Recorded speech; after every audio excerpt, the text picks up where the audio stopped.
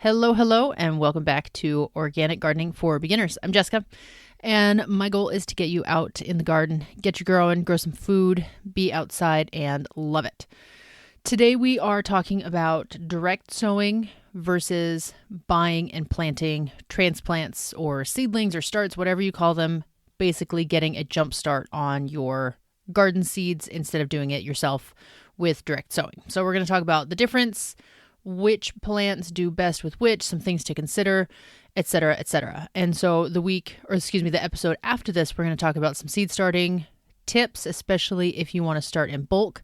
And the episode after that, we're going to talk about what to look for when buying transplants. Definitely a few beginner mistakes that happen commonly with that, a few tips there. So the next 3 episodes, including this one, are all about getting you off on the right foot with your seed sowing and your transplanting, because that time is rapidly approaching as March is on the back half, which is crazy. But I'm so excited about it because it means the weather is going to keep warming up and we really get to get into the garden. So jumping in, both methods have their place, direct sowing and transplanting. I do both, love using both for certain crops. Direct sowing means you take your seed, you put it in the ground out in the garden. This is different than starting seeds indoors. With that one, you take your seed, you put it in a little pot of dirt or a tray or a soil block, whatever your method. You give it an extra jump start in a warm temperature and light controlled environment, such as under a grow light, or maybe you have a grow tent or in your window, something like that, where you're creating an artificial environment. Direct sowing is just, here's my garden bed or my row or my window box or whatever it is. I'm going to plant straight in there and that's it. There's no transplanting involved.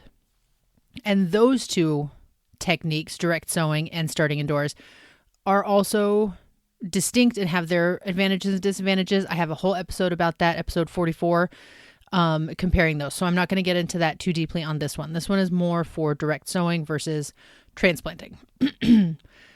You will notice the biggest difference in your effort, your finances, and the days to maturity with these two methods. So to explain, direct sowing has a couple of benefits and several crops that you almost always want to use this for. So the benefits are, there is no such thing as transplant shock when you are direct sowing. Of course, I have to explain that part. Transplant shock is when you take the seedling from that artificial environment that I mentioned and you put it outside where it's sunny, it's dark, it's windy, it's colder, there are bugs, there are squirrels, and basically this nice little cushioned room, and you put it out in the wild. And so the plant will take at least a couple days to say, what is this new environment I'm in? Okay, now I need to get used to this. Okay, I'm used to it. I'm going to start growing again. Whereas if a seed germinates and grows right where it's going to grow the rest of its life, there's no transition period. It sprouts, it grows, it's already used to the wind, the rain, the squirrels right from the get-go, and so you don't have any of that transplant shock. So that's advantage number 1. No transplant shock when you are direct sowing straight out into the garden. The second advantage is it's cheaper. You don't need pots, you don't need lights, you don't need seed starting mix or soil. You just need the seed itself, maybe a label to put on your row so that you remember where you planted it. Although one tip I do have to beat that, because if your kids are anything like mine, one of their favorite hobbies is to take plant tags and remove them or mix them up.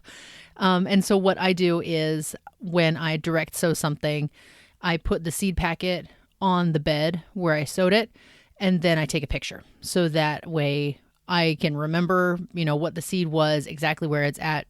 Obviously, I give enough of context in the picture to know which bed it was, so that I can remember later. If you just take a picture of plain dirt with a seed packet, that might not tell you too much. So do get the bed or the pot or whatever it is so that you have the rest of that context. But that is one of my favorite hacks to avoid forgetting what I planted where, whether, the weather destroys a tag, or my kids more likely, or even my dog, digs it up and flings it away. So little side tip there.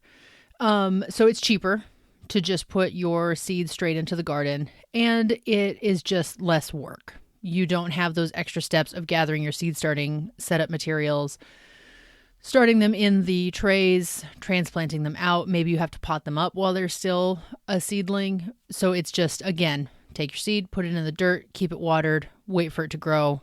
That's it. So it's a lot quicker.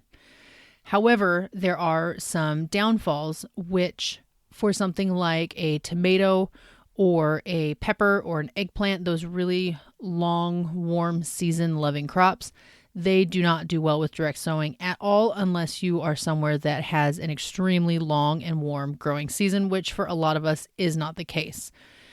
If you have something that has tricky germination, such as we'll say lavender or even poppies sometimes, because you don't cover them and so the seeds can dry out really easily. It's a tiny, tiny little seed. I mean, think of a poppy seed on a bagel or something like that. That can be a downside of direct sowing where you can't control the environment as well as when you start them indoors. So if you, again, have those long season warm crops, a tiny little seed that you need to keep uncovered but moist while it's germinating, those are the two biggest areas or two biggest classes, we'll say, where I would definitely recommend against direct sowing simply because it's easier to start them in a controlled environment. And then actually I'll also add on, if you're having a wonky spring where it's just cold and rainy and gross, or maybe a late snow or whatever, then you are going to be held back by that direct sowing because you're just waiting on the weather. Unless you're sowing under cover of a hoop house or a low tunnel or a cold frame, something like that. That can be another downside of direct sowing, that you are at the mercy of the weather and the soil temperature, which is going to affect germination. So those are the three big reasons why direct sowing might not be a good idea for certain crops or certain areas, times of year, etc. That being said, there are some crops that really do best with direct sowing. And these are almost always root crops or crops with a long taproot.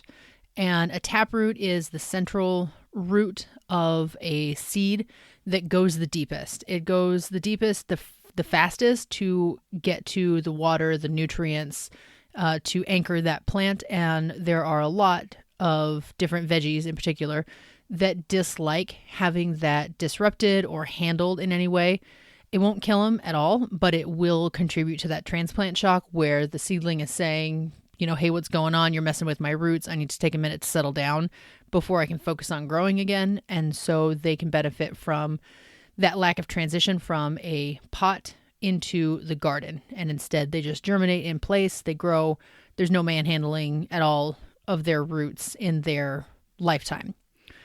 Root crops are the same because, essentially a root crop is a giant taproot, whether that's a carrot or a radish or a beet or a parsnip or turnip. Those seeds almost always do best with direct sowing because there is no handling of their root. And then the last group that is often said to do better with direct sowing, I personally disagree. I don't find any difference in whether I direct sow or transplant, are squashes and cucumbers. So that includes things like cucumbers, zucchini, summer squash, winter squash, melons for that matter. A lot of people prefer to direct sow. I don't. I like to start as much as possible indoors because we have so many slugs here. And so if I can give everything a jump start indoors before I put them out, then it gives them more of a fighting chance against the slugs. So that's my personal experience. I don't say that there's a benefit to direct sowing, but again, just for the sake of other people's experience, that's the third crop that typically is direct sown into the garden. Okay, so to sum that up, direct sowing is your seed going from the packet into the soil. It has a benefit of it's cheaper, there are fewer steps, and it benefits the growth of certain crops such as root crops, squash / melon / cucumber type crops, and deep rooted crops such as peas or beans. The drawback, of course, is that germination can be a little bit trickier. And for long warm season crops, you will probably never get a harvest if you are relying on direct sowing. I'm trying to get better at kind of summing up little chunks of the episodes to make it easy and kind of repeat some of the really important stuff. So let me know if this is helpful to you, if you prefer to have the little summaries throughout the episode, so that way you can kind of hear the important stuff again. Okay, so transplants, seedlings, starts, whatever you want to call them. I always call them seedlings, but the benefit here, like I mentioned, is for those warm season crops. Tomatoes, eggplant, peppers are the three biggies. This is how you're going to get a harvest. You almost always need that 1 to 2, maybe even 3 months. 3 is kind of long. We'll say 2 months of indoor growth to give you a jump on the season. So for example, I'm in the Portland, Oregon area, zone 8. If I were to put a tomato seed outside in the garden after all risk of frost in, so we'll say May 1st, I could, but I might not be guaranteed a harvest, simply because the season is not long enough to allow for the tomato to reach its full maturity in time before the days start to get shorter and the temperatures start to cool. So I buy myself 2 months worth of time indoors by starting my seeds in March so that they can grow all of March, all of April, and then get planted out as a seedling or a transplant the 1st of May. So I have created that 2-month artificial environment to get a jump on that season. So that's by far and away the biggest benefit of buying or growing your own transplants as opposed to direct sowing. Another benefit, which I kind of already touched on, is that it's a great way to avoid pests, whether that's your dog, your kids, squirrels, deer. Deer will always get you, really. Aphids, caterpillar moths, all the things that are going to come for these tiny little seedlings that are just germinating outside. And so a 6-week-old seedling is a lot sturdier than a 6-day-old sprout out in the garden. And so I like it because they are more robust, they hold up better, and additionally, you are a lot more aware of what you have in the garden. What I mean by that is I might direct sow 20 seeds and only 10 come up, and then I need to go back and fill in those empty spots either with new seeds that are going to germinate after my originally planted ones, or I can, put in something else, obviously, or I can leave that spot empty depending on what the crop was. With transplants, what I have to plant is what goes in the garden. Of course, something could die, whether transplant shock or a bug gets it or, whatever it is. Definitely can still happen, not saying it can't. But if I have 8 broccoli transplants, I'm putting out 8 transplants into the garden. I'm not sowing 20 broccoli seeds and hoping that they all come up, but then I only get 10. And so I've got all this empty space. So I like it for the predictability of what I have is what's going in the garden versus direct sowing. And then lastly, having a transplant is great for those either slow growing germinators, tricky germinators, or just slow growers. As I kind of mentioned before, I would never direct sow lavender out into the garden, or even something like a snapdragon. I always start those inside. The seeds are minuscule. They have to stay damp when they are germinating. They need that jump start, and or they are slow growers, and so it would be somewhat impossible to depend on my ability to give it attention while it's germinating and in that tiny stage out in the garden versus in my seed starting setup where I'm looking at it every day, multiple times a day. I can baby it to get it off the ground. So those are the 3 big benefits. Of course, just like I mentioned before, there are drawbacks where there is a time investment if you're going to do it yourself, as well as a financial investment. But if you're buying them, there's also a financial investment. If you have $5, you can either buy yourself 1 tomato plant or 1 lavender plant or a 6-pack of lettuce, whereas you can buy at least 1 seed packet of, we'll say, 20 to 100 seeds of whatever the plant is with that same $5. So your money will not go as far with buying transplants. It'll go farther, but not as far if you're starting the transplants yourself. and it'll go the farthest if you're just buying packets of seed. So definitely keep your budget in mind for if you want to stretch it as far as possible, or, want to decide what to focus it on. Like, I would never, if you're on a budget, I would never recommend buying something like beets or peas, for that matter, as a transplant, simply because they're so easy to do yourself, or they do best direct sown. And I would instead say put that money towards buying your tomatoes, your eggplants, your peppers, your rosemary, lavender. I keep bringing up lavender just because it's such a pain in the butt to start from seed. Not impossible, but a pain. And so your money would be better spent elsewhere. One other thing to mention with transplants is, as a downside, is you need to build in time for hardening off your seedlings. And I did a whole episode about this as well last year, about how to transplant your seedlings without killing them. And that was episode 49 back last March, so about a year ago. The hardening off process is simply acclimating your seedlings to their new outside environment, away from their protected artificial environment that I keep talking about, whether that's you and your grow setup or the nice warm nursery that they came from, because there is going to be a transition period. So jump back to listen to that episode. That'll give you all of the steps of how to harden off your seedlings, whether you're starting them yourself or you're bringing them home. So to summarize that little section, transplants simply mean having a little seedling that you plant out into the garden instead of direct sowing it. Hugely beneficial for long maturing crops like tomatoes. Also an expense that you need to think about, whether you're buying them or you're starting them yourself, and you need to build in that time to harden off and transition your seedlings out to the garden from wherever they spent the first month, 2 months, 3 months, whatever it is, of their life. But totally worth it in some regards. Now, there are a lot of crops that are happy with either method. You can direct sow them, you can transplant them, they will thrive equally. And that includes a ton of really easy to grow flowers like cosmos or sunflowers or zinnias, calendula, marigold. They will thrive no matter what. If you want blooms as early as possible, then you might consider starting them as from seed, or buying a transplant, and if you just want the easiest way possible to get them going, then consider direct sowing them.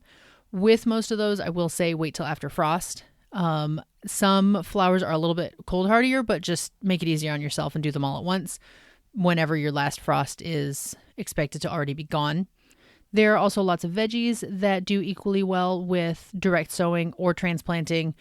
Think of greens like lettuce and spinach and arugula and all that stuff. I prefer transplanting, like I mentioned, simply because the slugs around here, but if that's not an issue for you, then it might be the simplest to simply direct sow them. Herbs such as cilantro or dill or chives all do great with direct sowing.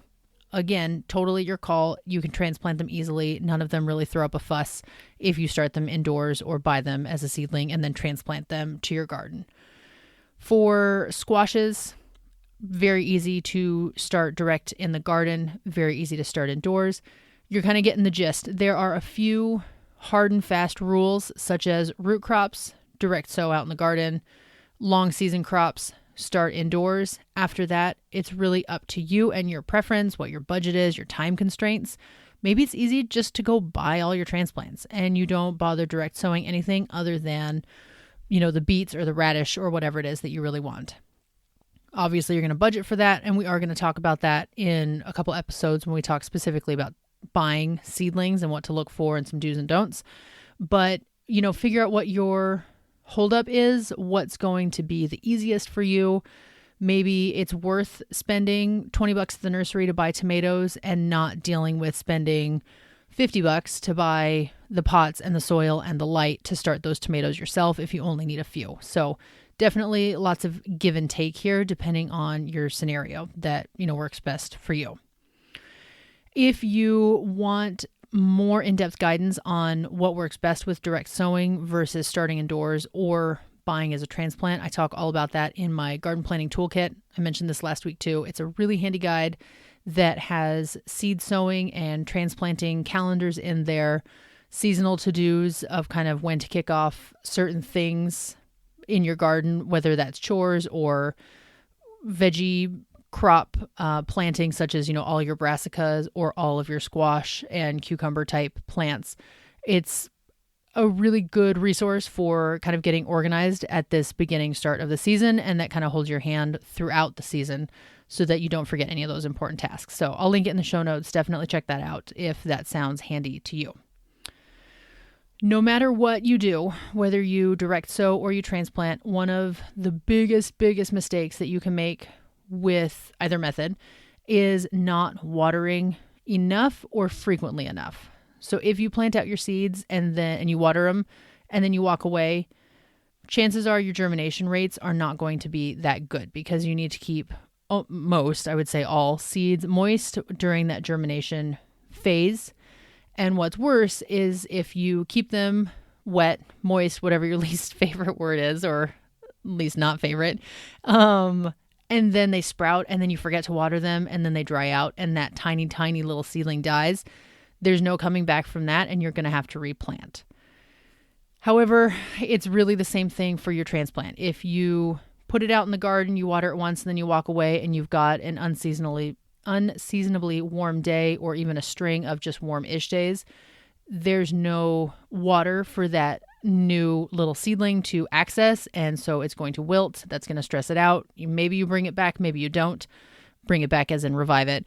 And maybe it dies, and then you've wasted your time and your money in either event. So make sure that you set yourself a reminder, put a sticky note on your fridge, whatever it takes, to get out there and water right after you've planted, whether it's direct sowing or transplanting. One other tip I want to mention, again, no matter which method you use, if pests are a huge issue where you're at, and this can mean bugs, but this can also be neighbor dogs, neighbor cats, your dogs or cats, squirrels, crows, other birds, row covers can be a really nice way to protect your seeds or your seedlings. And a row cover is a really fine mesh, usually white, that you put on arches over the beds of your plants so that the light and moisture can still get in, but nothing else. The crow can't eat the corn seed, the cat can't scratch up the marigold seeds that you just planted, or your dog can't come chew on your kale plant that you just transplanted. So that's a really great way to buy yourself some extra protection, no matter which method you're using. Maybe you're using both. And of course, it has the added benefit of it keeps out little bug pests, such as the white cabbage moths that you probably see that lay eggs that turn into those little green inchworms that will just destroy your kale, your broccoli plants, your cabbages, all of those brassicas.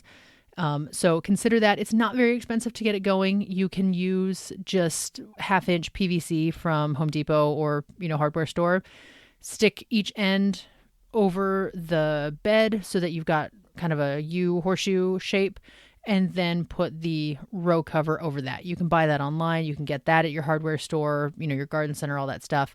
So an inexpensive way to protect all of your good stuff. And I do talk more about this in that transplanting episode as well, if you want more advice on keeping your new seedlings protected from whatever might threaten them in your situation. Alrighty, so that is kind of the juxtaposition of the easy direct sowing route with its pros and cons, the slightly more involved transplant route with its pros and cons, and what you might consider for your climate, for your timing, for your budget, for what you want to grow. If you have no interest in growing peppers or tomatoes, maybe nightshades are off limits for you, then you might be able to get by with a fully direct sown garden, or starting indoors for maybe 4 weeks to get your beans or lettuce or spinach or whatever off the ground before you transplant it. But you don't have to worry about babying a plant for 6 to 10 to 12 weeks because you just don't want those plants in your garden. So again, everything is tailorable, mix and match, depending on what you want to grow, where you're at, what your season looks like. But no matter what, there is a great way to start plants, and you can pack in your garden with everything you need for the season, all that good stuff. So I will talk to you soon. Bye.